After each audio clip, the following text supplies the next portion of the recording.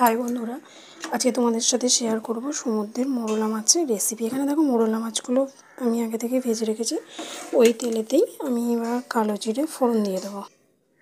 দেখো আমি কালো জিরেটা ফোড়নে দিয়ে দিলাম, একটু ভাজা ভাজা হবে। আর এখানে দেখো আমি কেটে রেখেছি টমেটো, কাঁচা লঙ্কা, ধনেপাতা, জিরে গুঁড়ো, লঙ্কার গুঁড়ো। তো আমি ফার্স্টে কড়াইতে টমেটোগুলো দিয়ে দেবো। টমেটোটা যাতে ভালোভাবে সিদ্ধ হয়ে যায় তার মধ্যে একটু নুন দিয়ে দেবো।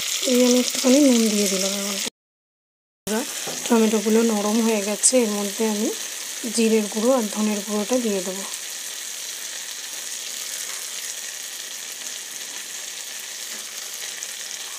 তার সাথে একটু লঙ্কার গুঁড়োও দিয়ে দিলাম।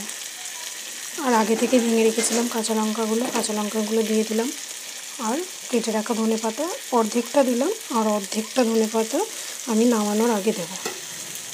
এবারে ভালো করে সব মশলা দিয়ে এটাকে আমি কষিয়ে নেব। এইবারে এর মধ্যে আমি একটু পরিমাণ মতো হলুদ দিয়ে দিলাম, এতে কালারটা একটু সুন্দর হয় সেই জন্য। এবার আমি এই মশলাটার মধ্যে সামান্য পরিমাণ জল দিয়ে দেবো, নাহলে কাঁচা গন্ধ ছাড়বে। এবার ভালো করে একটু কষাবো, কষিয়ে তারপর মোরলা মাছগুলো ছেড়ে দেবো। মাছগুলো আমি দিয়ে দিয়েছিলাম, জলটা ফুটে যাওয়ার পরে ফাইনালি রেডি হয়ে গেছে মোরলা মাছের ঝাল।